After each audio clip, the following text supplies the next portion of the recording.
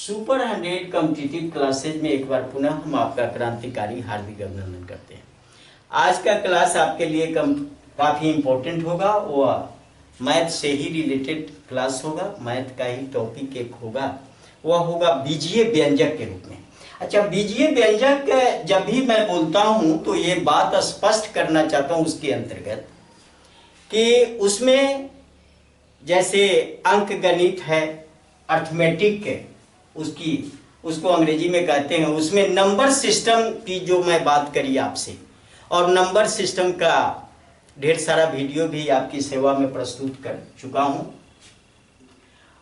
उसी number system को अंक गणितीय पद्धति और बीजीय पद्धति, ये दोनों सिस्टम में हमने आपको दिखाया बीजीय व्यंजक के रूप में।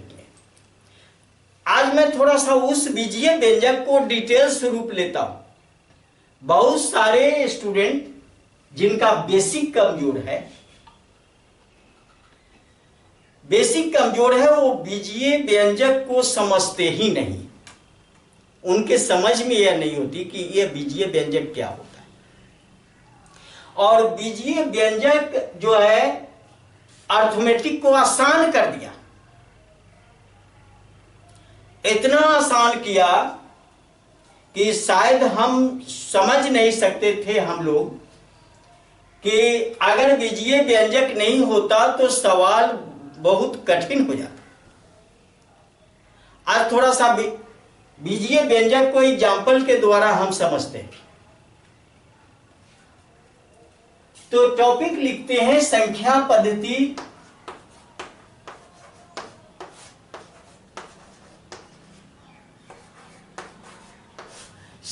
पद्धति के अंतर्गत बीजीय व्यंजक। अब देखो, बीजीय व्यंजक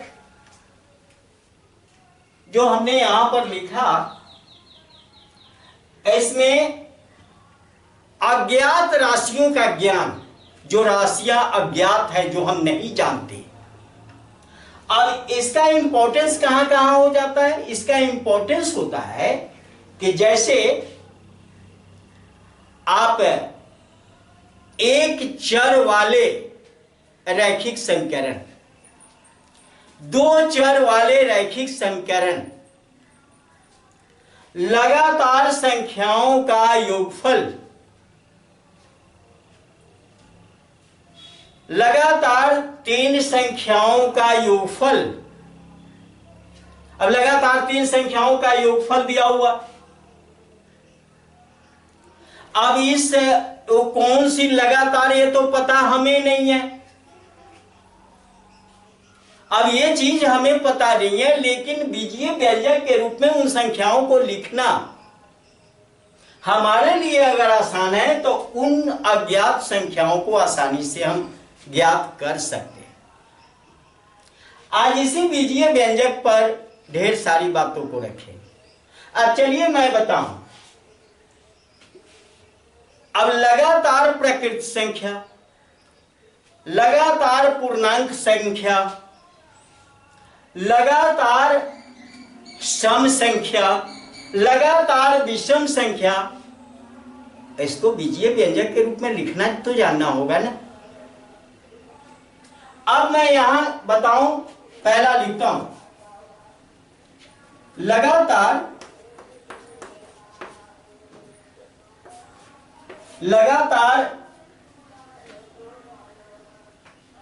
प्राकृत, लगातार दो लगातार, दो या तीन कुछ भी लिखो, तीन लगातार प्राकृत संख्या। अगर इस तरह से तीन लगातार प्राकृत संख्या अगर आपको लिखना हो, 3 लिखना हो, 4 लिखना हो, 10 लिखना हो, किस रूप में? तो बीजीय व्यंजक के रूप में। आप किस तरह से लिखोगे? पहली संख्या आपने लिखा तो x मान लिया, कारण कि बीजीय व्यंजक का रूप है और यहां पर अल्फाबेट ही लेना पड़ेगा। पहली संख्या x है, तो दूसरी, अब दूसरी क्या, दूसरी लगातार, लगातार, अब x plus one, x plus one, तीसरी, तीसरी, तीसरी हो जाएगी x प्लस टू, चौथी, माने जो भी लिखते जाओ आगे बढ़ता जाएगा। ये रूप जो संख्या का मैं लिख रहा हूं यहां पर, ये बीजीय व्यंजक के रूप में लिख रहा हूं। इस तरह से लगातार संख्या आप लिखते जाओ। यहां तो 3 रखे हैं, लेकिन 3 को मिटा दे तो और आगे बढ़ा दे। लगातार संख्या लिख रहे हैं तो तीसरी, अब चौथी, चौथी लिखेंगे तो क्या लिखेंगे यहां पर, x, x जोड़ 3, x प्लस 3, पांचवी, पांचवी लिखेंगे तो होगा x प्लस 4, छठी लिखेंगे तो होगा x प्लस 5। इस तरह से आपको लिखने आना चाहिए। ये लगातार प्रकृत संख्या को हम बीजीय व्यंजक के रूप में दिखा रहे हैं आपको। किस तरह से आपको लिखना होगा, तब वैल्यू निकालना आपके लिए आसान हो जाएगा। जब ये चीज आपको लिखने आ जाएगा तो इस तरह का सवाल आपको देखते बनेगा। ऐसा नहीं है कि पूरा का पूरा, मैं डिटेल्स भी बताऊंगा इन सवालों को और उसका ट्रिकी भी बताऊंगा।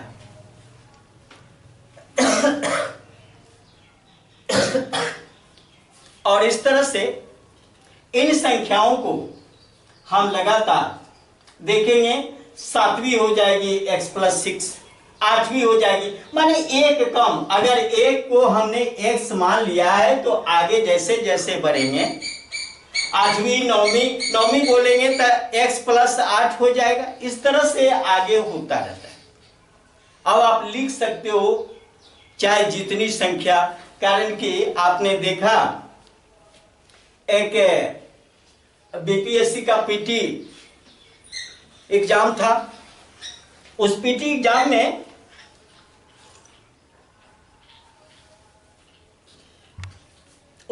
एग्जाम में लगातार संख्याओं से संबंधित ही सवाल पूछे जा रहे थे। एक सवाल हमने देखा वहां पे कि पूछा गया कि लगातार 11 संख्याओं का योगफल 220 है और लगातार 11 पूछा है। अभी तो हम छठी तक लिखे हैं। लगातार 11 संख्याओं का योगफल 220 है, तो बीच वाली संख्या बताएं।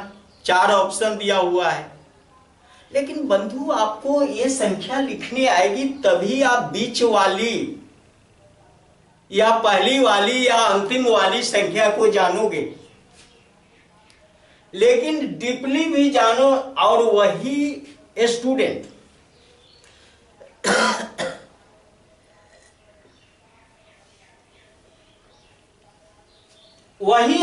सही कर पाएगा जिसको इसका डिटेल्स जानकारी होगा। डिटेल्स जानकारी वाले स्टूडेंट ही ट्रिकी करते हैं, ट्रिकी सीखते हैं, ट्रिकी जानते हैं। अब यहां पर आपको देखना है कि लगातार ये संख्याएं जो प्रकृत संख्या के रूप में हमने रखा, अब यहां हम रखने जा रहे हैं। अगर यहीं पर रखा जाए प्रकृत संख्या नहीं, अगर यहां हम पूर्णांक संख्याएं भी लिखें, कभी कभी आपको यहां पूर्णांक भी दिया जाता है, तो इस तरह से आप लिखोगे। चलो अब दूसरा मैं एग्जांपल ले लेता हूं इसका। कभी कभी आपसे पूछता है इस रूप में कि 2 लगातार सम संख्या का योगफल इतना है, तो सम संख्या, पहली सम संख्या है दूसरी, दोनों निकाल दें। अब सम संख्या का योगफल है, सम संख्या का योगफल दिया, फिर आपको सम संख्या को का बीजीय रूप आपको लिखने आना चाहिए। लगातार सम संख्या, लगातार सम संख्या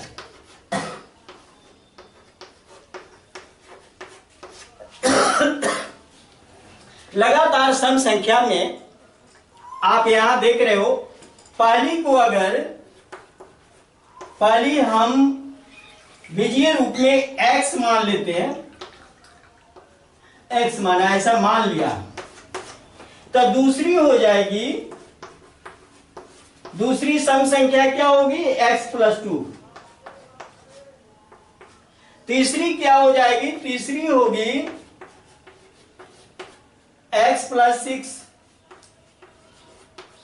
x+4। चौथी होगी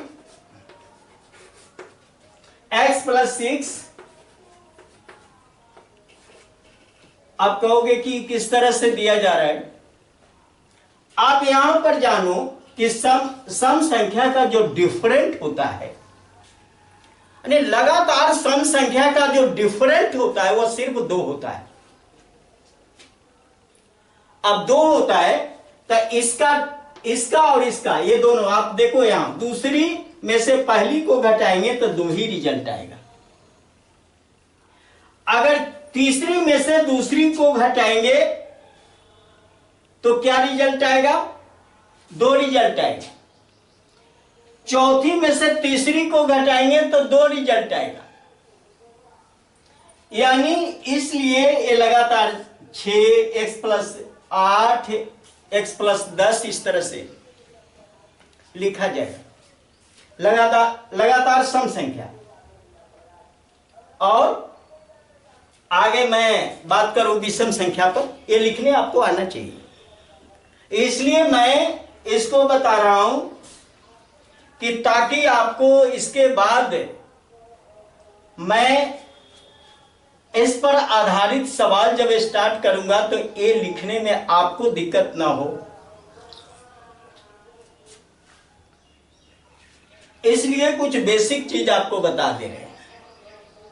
अगर इसी को मैं सम के स्थान पर विषम कर दूं, सम के स्थान पर विषम कर दूं, विषम, फिर भी यही होगा। सम और विषम में कोई फर्क नहीं होता। अगर पहली विषम ये x मान लिया तो दूसरी विषम x+2, तीसरी x+4, चौथी x+6। विषम का नजारा भी यही होगा। अगर विषम संख्या में भी देखोगे कि इसमें से इसको घटाओगे तो 2 ही आएगा, कारण कि 3 और 5, एक विषम मैं ले लेता हूं इसी का। अगर x का वैल्यू 3 ले ले, 3 विषम संख्या है, तो अगली विषम संख्या क्या होगी, 5 होगी। तो 5 में से 3 घटाएंगे तो क्या आएगा, 2 आएगा। तब विषम का भी रूप बंधु यही होता है। अगर सम का रूप, अगर सम का बीजीय व्यंजक के रूप में लिखना आप जान गए तो विषम का भी जान गए, दोनों इक्वल होगा। ऐसा नहीं समझना कि विषम का अलग हो जाए और सम का अलग हो जाए। अगर दोनों अलग अलग समझते हो तो बीजीय व्यंजक के रूप में अज्ञात राशि आपको निकालने में बड़ी प्रॉब्लम होगी। इसलिए इस बात पर ध्यान दीजिए, सम और विषम दोनों का रूप यही होता है। इसलिए अब कहिएगा इसमें तो विषम आपको देखने को मिलता नहीं है, आश्चर्य मत करिएगा, दोनों का रूप एक ही है। अब मैं तीसरी संख्या के रूप में बीजीय व्यंजक सम विषम बता दिया। अब मैं कुछ और संख्या को बता दूं यहां से।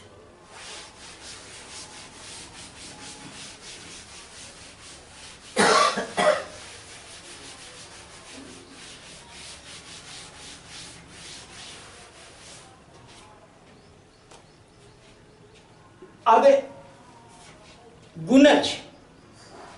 गुणज की बात करते हैं। और गुणज में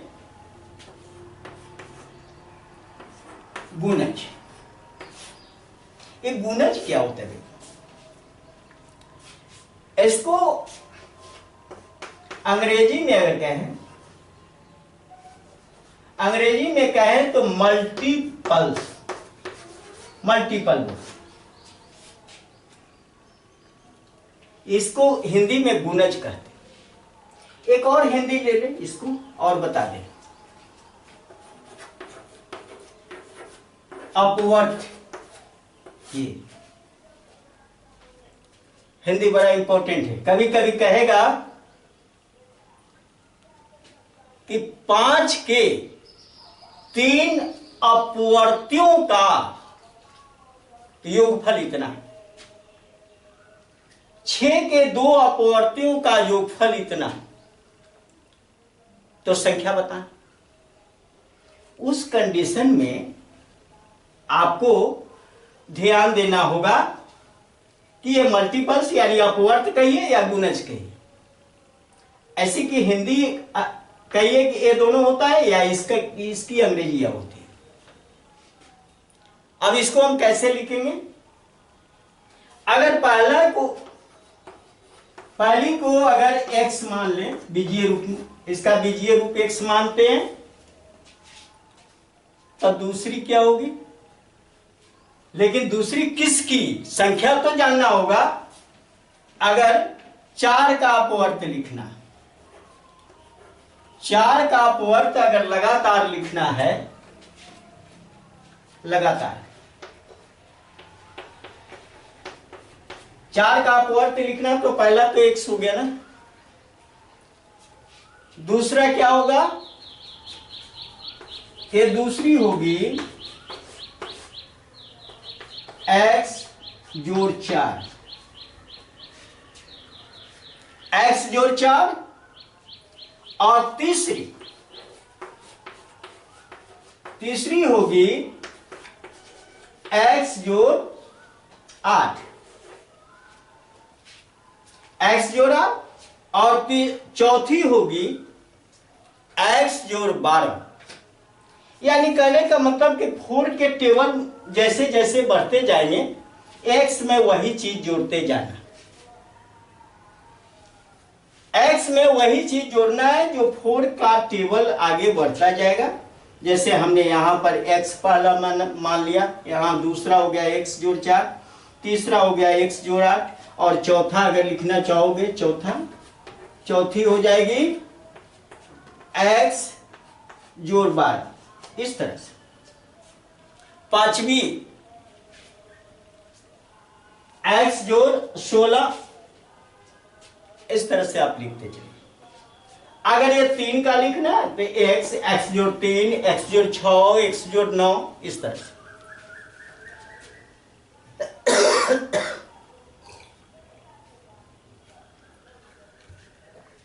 इस अपवर्त की मैं बात कर रहा था, गुणज की बात कर रहा था। एक बीजीय रूप आपको लिखने आना चाहिए, तभी संख्याओं पर आपका कुछ पावर जमेगा, और संख्याओं से रिलेटेड जो क्वेश्चन दिए जाएंगे आपको, वो आप समझ पाओगे, अन्यथा आपको समझने में परेशानी हो सकती है, यही पता नहीं होगा। अब ये इसलिए एक क्लास इस पर हमने सोचा कि आज ढेर सारे स्टूडेंट की स्थिति कमजोर है। अब यहाँ किसी जाते हैं कॉम्पिटिटिव क्लासेस को ज्वाइन करने के लिए, उनको उस संख्या बीजीय व्यंजक ही नहीं समझ पाते, इसलिए पूरा का पूरा वहाँ सिलेबस करा दिया जाता है, पूरा का पूरा तो वहाँ पढ़ लिए और फिर वो तुरंत भूल गए। बेस तो है नहीं, अगर बेस नहीं होगा तो फिर कठिनाई होगी। तो इस तरह से अपवर्त के रूप में या गुणज के रूप में या मल्टीपल के रूप में जो भी आपको करना है, इस रूप में संख्या बढ़ती है। अगर 6 के मल्टीपल्स को जानना है, 6 का मल्टीपल है वो आप देखोगे 3 का है, 5 का है, कहेगा कि 5 के लगातार 3 अपवर्त, तो पहला x मान लेते हैं, तो दूसरा x प्लस 5, तीसरा x प्लस 10, इस तरह से जानिए। 6 का एक एग्जाम्पल दे दिया और उसी पर 6 का तो लिख दिया है, 6 का नहीं लिखा तो पहला x माने तो दूसरा x प्लस 6, तीसरा x प्लस 12, इस तरह से 6 का बनता है। 7 का पहला x, दूसरा x प्लस 7, तीसरा हो जाएगा x प्लस 14 यानी 14,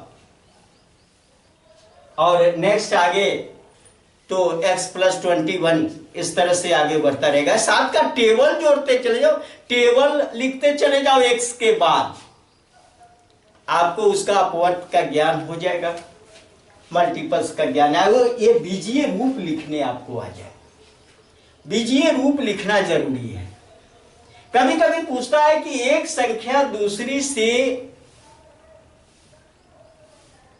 10 अधिक है, ऐसा करके भी पूछा जाता है। एक संख्या दूसरी से 10 अधिक है तो संख्या बता, उनका जोगफल इतना है तो संख्या बताए। अगर एक पहली को x मान लिया तो 10 ज्यादा है तो दूसरी x जो 10 हो जाएगी। इस तरह से आप बीजीय रूप जानिए। अगर एक संख्या दूसरी से 27 अधिक है तो उस कंडीशन में एक x होगा, दूसरा x जो 27 होगा, इस तरह से।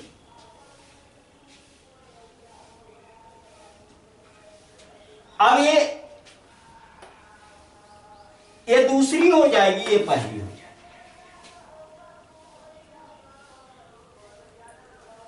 ये दूसरी हो जाएगी। एक संख्या दूसरी से 27 अधिक है तो अगर मान लो कि मैं और स्पष्ट कर दूं, कहीं कंफ्यूज कर जाओगे तो दिक्कत हो जाएगी। थोड़ा सा मैं और बता देता हूं। एक संख्या दूसरी से 10 अधिक है तो यहां दूसरी को x मानना हो, दूसरी यहां x हो गया तो पहली हो जाएगा x जोड़ 10।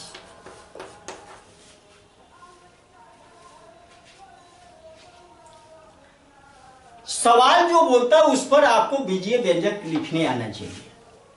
अगर यह नहीं आता तो फिर पहली दूसरी का कंफ्यूजन बहुत लगा रहेगा, और पहली के स्थान पर दूसरी और दूसरी के स्थान पर पहली करते चले जाओगे, जो काफी परेशानियों का सामना करना पड़ेगा। रिजल्ट में अर्थ का अनर्थ हो जाएगा। अब ये तो मैं बताया अधिक है कम है, कौन कम है, पहले बारीकी से क्वेश्चन पर विचार करना है कि कौन कम, दूसरी कम है, पहली कम है, तब आपको समझ में आएगा।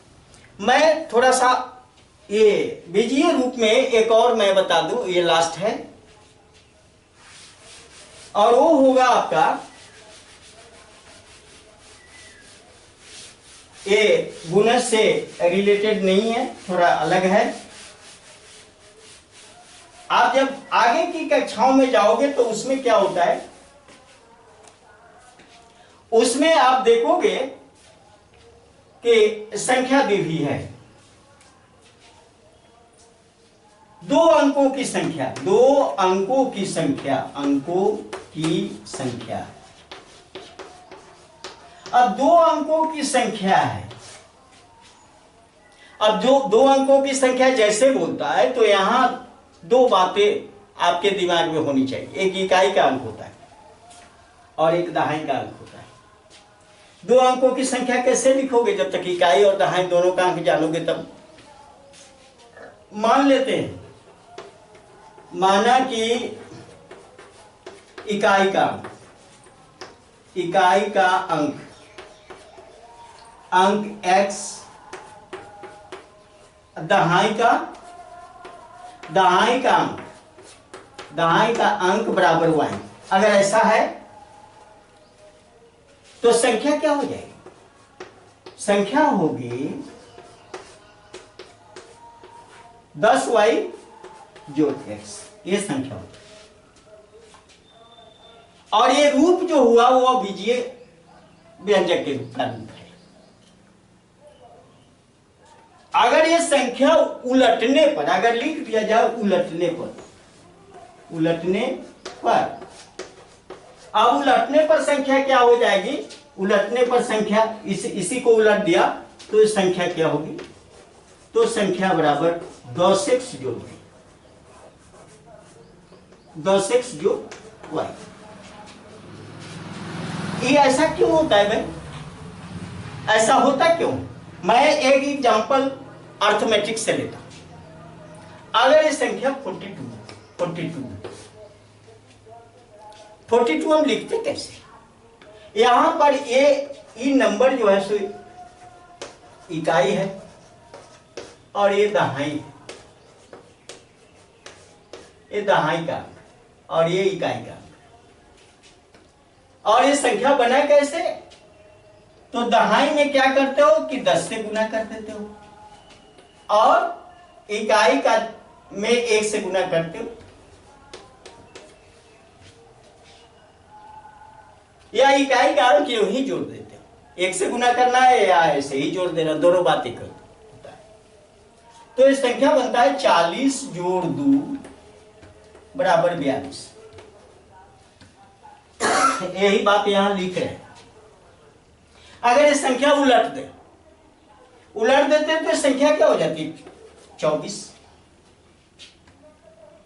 और जब 24 हो जाएगी तो यहां दहाई का अंक हो जाएगा 2, तो 2 गुना 10 जोड़ 4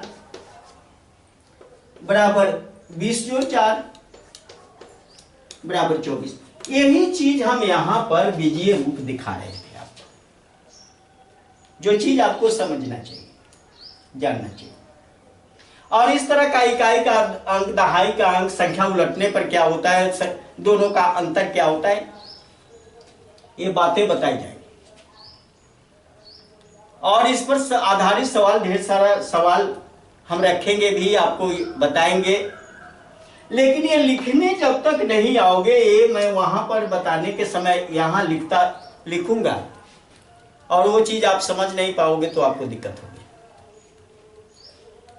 तो चलिए आज का क्लास यहीं पर, ये बीजीय व्यंजक जो आप बता रहे थे अल्फाबेट के रूप में, वो समझ में कुछ आया हो, नहीं आया हो तो आप फिर नेक्स्ट क्लास हम, आपका कमेंट कभी आएगा तो ले लेंगे।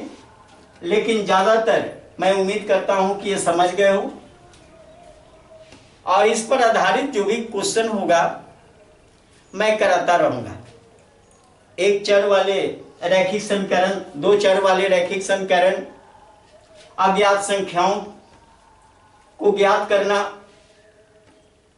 ये सारा सिस्टम डिपेंड करेगा बीजीय व्यंजक के रूप में। तो चलिए आज का क्लास यहीं समाप्त करते हैं। अगर ये वीडियो आपको अच्छा लगा तो इसे लाइक करें, अपने मित्रों के साथ शेयर करें और हमारे चैनल को, जो नया चैनल है, इसे सब्सक्राइब करें। बहुत बहुत धन्यवाद। जय हिंद, जय भारत।